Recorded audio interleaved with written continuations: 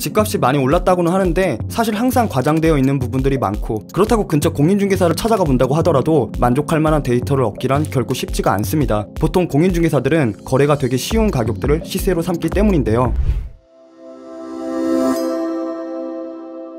물론 부동산 시세라는 것은 파는 사람의 가격과 사는 사람의 가격이 어느 정도 조율이 되었을 때 자연적으로 형성되는 수치라고 볼 수 있겠지만, 부동산 또한 정보가 가장 생명이 되어버린 이 시점에서는 내가 팔거나 사려고 하는 집이 얼마나 올랐는지, 실제로 거래된 최고가와 회전율은 얼마나 되는지, 그리고 현재 시장에 나와 있는 물량은 얼마나 되는지의 전반적인 흐름 정도는 미리 파악해 두는 것이 실제 거래에 앞서 가장 중요한 부분이라고 볼 수 있습니다. 주택의 시세를 조회해 볼 수 있는 가장 간단한 방법으로는 크게 4가지 종류가 있겠는데요. 이런 것들의 정보를 모두 종합하게 된다면 어디 한 곳에 국한된 데이터가 아닌 실제 거래 사례 내역들을 바탕으로 둔 정보들이기 때문에 실제로 많은 전문가들과 공인중개사들도 이와 같은 방법들을 주로 이용하게 된다고 볼 수 있습니다.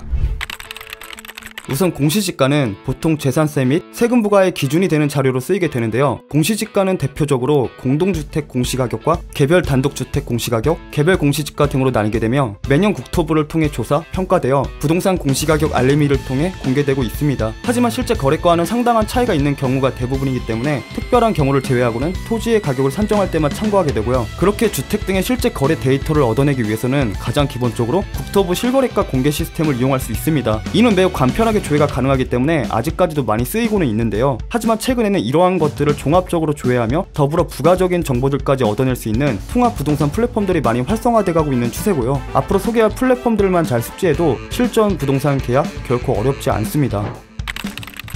일단 KB 시세란 말 그대로 국민은행에서 실제 거래 사례들을 조사하여 발표하는 시세를 뜻하는데요. 실제로 여러 기관들에서 아파트 가격을 산정하는 데 있어서 가장 기본적인 지표로 쓰이고 있으며, 특히 주택담보대출 또는 전세자금 대출을 이용하게 될 때는 가장 중요한 기준이 되기도 합니다. KB 시세는 가장 기본적으로 KB 부동산 사이트 혹은 KB 부동산 앱을 통해 누구나 간편하게 조회가 가능한데요. 여기서 같은 단지일지라도 동호수에 따라 실제로 시세가 많이 갈리기 때문에 KB 시세 또한 하위, 일반, 상위 총 3가지 형태로 나뉘게 되며, 우리가 흔히 사용하게 되는 KB 시세는 일반군에 해당된다고 볼 수 있습니다. 하지만 KB 시세는 실제 거래 사례가보다는 조금 낮게 평가되는 경향이 있기에 실제 거래에 앞서서는 반드시 실거래가와 비교 분석해봐야 하는데요. 그렇기 때문에 KB 부동산에서는 과거와 현재의 KB 시세 실거래 내역 동향들을 마치 주식창 같은 형태와 엑셀 파일로 하여금 한눈에 알아볼 수 있게끔 제공하고 있고요. 단순히 KB 시세만으로는 완벽하게 파악하기 힘들었던 동호수 타입별 시세 동향도 이제는 누구나 쉽게 판가름 해낼 수 있게 되었습니다. 이 밖에도 아파트 공시가격은 물론 필요 대출 금액 계산과 부과되는 각종 세금까지 전부 한꺼번에 조회가 가능하기에 사실상 대부분의 아파트 관련 시세 정보는 KB 부동산 하나로 끝난다고 해도 과언이 아니겠는데요. 하지만 그와 반면 오피스텔과 빌라 같은 경우에는 KB 시세가 잡혀있지 않는 경우가 많기 때문에 대출과 보증 심사에 있어서는 해당 기관의 별도 감정이 필요하다고 볼 수 있습니다. KB 부동산이 KB 시세에 따른 데이터에 중점을 두고 있다면, 네이버 부동산은 공유되고 있는 부동산 매물과 중개사무소의 무게를 실어 실제 거래에 더 중점을 맞춘 플랫폼이라고 볼 수 있습니다. 이 또한 앱을 통해 모바일로도 이용이 가능하고요. 개인적으로 KB 부동산에 비해 직관적이고 가볍다라는 생각이 많이 들어 조금 간편하게 조회를 하는 상황이라면 무엇보다 가장 먼저 떠오르는 부동산 플랫폼이 될 것 같습니다. 이용 방법으로는 상단 메뉴바를 통해서 굉장히 간단하게 조회가 가능한데요. 상당히 간편한 메뉴 구성이기 때문에 누구나 금방 쉽게 익숙해질 수 있습니다. 매물들이 호가 중심으로 매우 직관적으로 전달됐기 때문에 부동산 거래 현황을 한눈에 알아보기에 있어서 굉장히 효율적이라고 볼 수 있습니다. 하지만 호가와 실거래가와는 상당한 차이가 있다고 볼 수 있겠는데요. 그렇기 때문에 네이버 부동산에도 시세와 실거래가, 공시가격 등을 바로 비교해 볼 수 있게끔 구성되어 있으며, 이 또한 다른 플랫폼에 비해 매우 직관적이고도 가볍게 조회가 가능합니다. 그 밖에도 단지 정보나 관리비 현황, 학군 정보, 상황에 따라서는 매물의 실내 사진까지 확인해 볼 수 있고요. 또한 취득세 및 보유세, 허그 기준의 전세보증보험료까지 바로 확인해 볼 수 있으며, 개인적으로 가장 인상적인 부분은 오른쪽 부분의 메뉴를 통해 해당 지역의 앞으로의 개발 내역들을 굉장히 구체적으로 확인해 볼 수 있다는 점이었습니다. 그리고 무엇보다 특화되어 있는 부분은 아무래도 공유되고 있는 매물들의 현황들이겠는데요. 예전에 많이 문제가 되었던 갱신이 안 된 허위 매물들도 현재는 많이 줄어들고 있는 추세고요. 원하는 면적과 가격대의 매물들을 매우 간편하게 조회가 가능하기 때문에 실제 중개 또한 아무래도 네이버 부동산을 통해 가장 많이 이루어지지 않을까 싶습니다.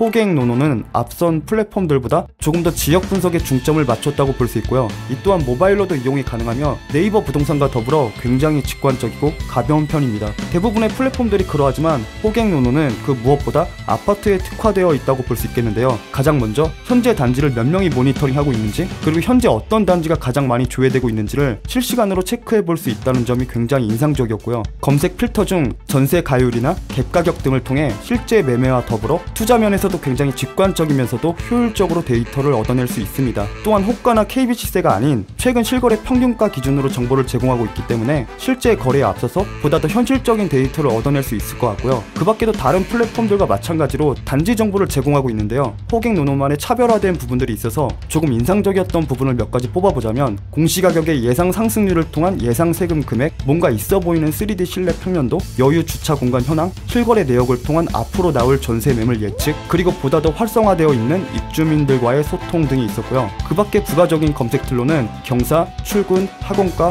분위지도, 직장인 연봉 등의 현황을 굉장히 간단하게 조회해 볼 수 있기에 실제로 발품을 팔 일들이 비교적 많이 줄어들 수 있을 것 같습니다. 그리고 매번 따로 확인해야 했었던 해당 지역의 규제 사항들을 손쉽게 확인해 볼 수 있고요. 개인적으로 가장 마음에 들었던 점은 실제 경로를 토대로 예상 이동 거리와 시간을 굉장히 직관적으로 확인해 볼 수 있다는 점인데요. 물론 네이버 부동산에도 같은 기능이 존재하고 있고요. 이건 평상시에도 제가 가장 즐겨 써먹는 스킬 중에 하나라고 볼 수 있습니다. 오늘 내용을 총 정리해보자면, 공시지가 및 실거래 내역을 가장 심플하게 조회하기 위해서는 국토부 관련 사이트들이 가장 적합할 수 있다. 주택담보대출 및 전세자금 대출과 같이 KB시세에 중점을 맞춘 조회는 KB부동산이 가장 적합할 수 있다. 부동산의 거래 내역 및 실제 중개 현황과 앞으로의 개발 내역들의 조회는 네이버 부동산이 가장 적합할 수 있다. 아파트를 중점으로 하는 실제와 가장 가까운 지역 분석은 호갱노노가 가장 적합할 수 있다. 지금까지 알아본 내용들은 누구나 가볍게 접근할 수 있는 단순히 거래나 시세 조회에 중점을 맞췄다고 볼 수 있겠는데요. 사실 그 밖에도 투자를 관점으로 활용할 수 있는 기능들이 다수 존재하고 있고요. 아실, 부동산 지인 등과 같이 부동산 투자에 중점을 더 맞춘 플랫폼들도 존재하고 있습니다. 이러한 것들은 빅데이터를 통한 지역 분석에 보다 더 특화되어 있다고 볼 수 있고, 실전 투자에 중점을 더 맞춘 심화 과정이라고도 볼 수 있겠는데요. 이러한 내용들은 다음 기회를 통해 보다 더 자세하게 다뤄볼 수 있도록 하겠습니다.